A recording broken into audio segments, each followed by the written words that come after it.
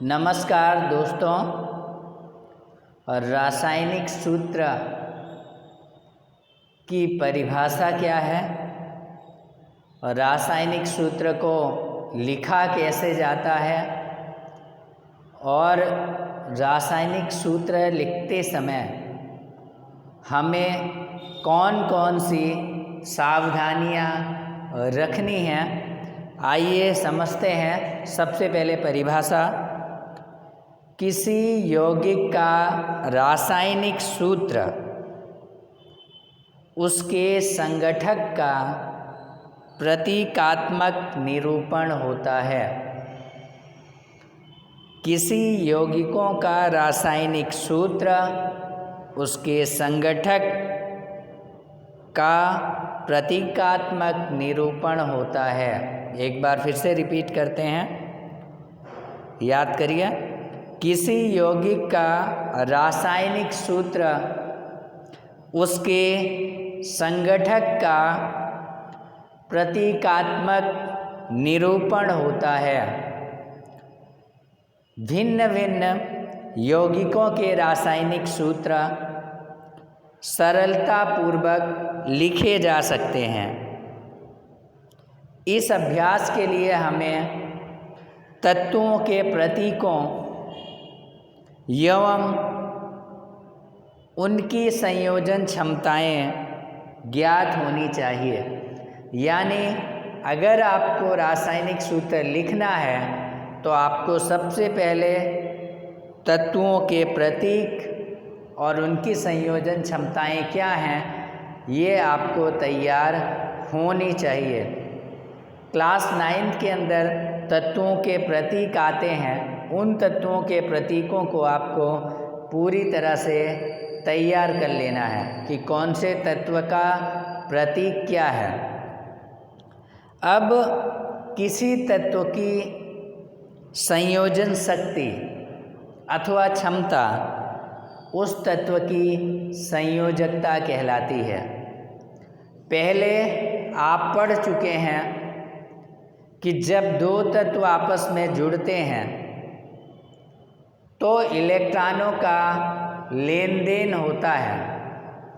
जो तत्व इलेक्ट्रॉन देते हैं उन पर धन आवेश आता है और जो तत्व इलेक्ट्रॉन लेते हैं उन पर ऋण आवेश आता है। और संयोजकता की एक दूसरी परिभाषा भी है कि किसी तत्व के ऊपर विद्यमान धन या ऋण आवेश की मात्रा उस तत्व की संयोजकता कहलाती है। किसी तत्व के ऊपर विद्यमान धन या ऋण आवेश की मात्रा उस तत्व की संयोजकता कहलाती है। और एक परिभाषा देखते हैं। किसी तत्व के बाह्यतम कक्षक में उपस्थित इलेक्ट्रॉन की संख्या उस तत्व की संयोजकता कहलाती है। किसी तत्व के बाह्यतम कक्षा में उपस्थित इलेक्ट्रॉनों की संख्या उस तत्व की संयोजकता कहलाती है। तो अगर आपको रासायनिक सूत्र लिखना है तो आपको तत्वों के प्रतीक और उनकी संयोजन क्षमताएं अवश्य ज्ञात होनी चाहिए। किसी एक तत्व के परमाणु दूसरे तत्व के परमाणुओं के साथ किस प्रकार से संयुक्त होकर एक रासायनिक यौगिक बनाते हैं, इसको ज्ञात करने के लिए ही संयोजकता का उपयोग किया जाता है। आगे हम देखेंगे कि किसी रासायनिक सूत्र को लिखते हुए हमें किन किन चीज़ों का ध्यान रखना है। सबसे पहला, आयन की संयोजकता अथवा आवेश संतुलित होने चाहिए। यानी आयन की जो संयोजकता है और जो आवेश है वो संतुलित होना चाहिए। दूसरा, जब एक यौगिक किसी धातु एवं आधातु के संयोग से निर्मित होता है तो धातु के नाम अथवा उसके प्रतीक को सूत्र में पहले लिखते हैं। जब एक यौगिक किसी धातु एवं आधातु के संयोग से निर्मित होता है तो धातु के नाम अथवा उसके प्रतीक को रासायनिक सूत्र के रूप में पहले लिखा जाता है। उदाहरण के लिए कैल्शियम ऑक्साइड Ca को पहले लिखा गया है। कैल्शियम ऑक्साइड का सूत्र है CaO। क्या सूत्र है? CaO। यहाँ पे कैल्शियम धातु है और उसे पहले ही लिखा गया है। अगला उदाहरण सोडियम क्लोराइड, इसका सूत्र NaCl। सोडियम धातु है, इसे पहले सूत्र में लिखा गया है। आयरन सल्फाइड FeS सूत्र है इसका, जहाँ पे Fe धातु है, पहले सूत्र में लिखा गया है। अगला है कॉपर ऑक्साइड, इसका सूत्र है CuO।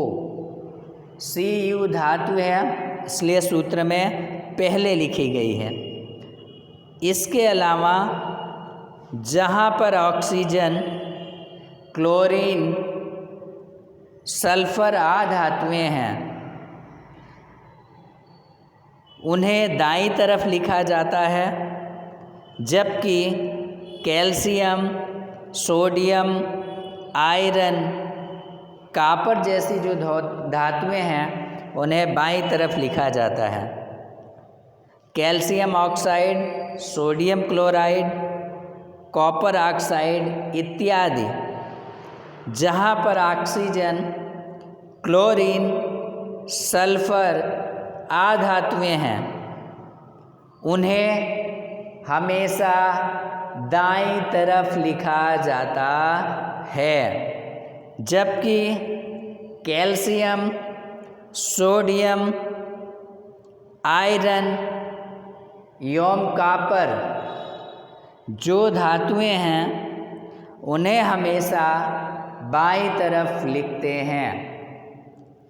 बहुपरमाणु आयनों द्वारा निर्मित यौगिकों में आयनों की संख्या दर्शाने के लिए आयन को कोष्ठक में लिखकर आयनों की संख्या कोष्ठक के बाहर लिखते हैं। उदाहरण के लिए MgOH2 मैग्नीशियम हाइड्रोक्साइड, MgOH2 यानी मैग्नीशियम डाई हाइड्रोक्साइड, ऐसा भी इसको पढ़ सकते हैं। यदि बहुपरमाणुक आयन की संख्या 1 हो तो कोष्ठक की आवश्यकता नहीं होती। उदाहरण के लिए NaOH सोडियम हाइड्रोक्साइड। बहुपरमाणुक आयनों द्वारा निर्मित यौगिकों में आयनों की संख्या दर्शाने के लिए आयन को कोष्ठक में लिखकर आयनों की संख्या कोष्ठक के बाहर लिखते हैं। उदाहरण के लिए MgOH2 यदि बहुपरमाणुक आयन की संख्या 1 हो तो कोष्ठक की आवश्यकता नहीं होती। उदाहरण के लिए NaOH सोडियम हाइड्रोक्साइड। अगर आप रासायनिक सूत्र लिखना चाहते हैं तो उसके लिए आपको सबसे पहले तत्वों के प्रतीकों और उनकी संयोजकताएं आपको याद होनी चाहिए। आधुनिक आवर्त सारणी परमाणु क्रमांकों पर आधारित है और मेंडलीव की आवर्त सारणी परमाणु भारों पर आधारित है। दोनों आवर्त सारणियाँ आपके अभ्यासक्रम में हैं। वहाँ पे सभी तत्वों के नाम, उनके प्रतीक, परमाणु भारों के और परमाणु क्रमांकों के साथ भी दिए गए हैं, जिन्हें आप अच्छी तरह से मेहनत करके तैयार कर सकते हैं, जो इस क्लास में और भविष्य में भी आपको बहुत ज़्यादा काम आने वाला है। उम्मीद है ज़रूर आज आप लेसन समझ गए होंगे। अगर हमारे चैनल पर नए हैं तो सब्सक्राइब करना ना भूलें। कोई प्रश्न है तो कमेंट ज़रूर करें। अगले लेसन में फिर मिलेंगे। तब तक अपना ध्यान रखिए, पढ़ते रहिए, खुश रहिए। Thank you so much. धन्यवाद।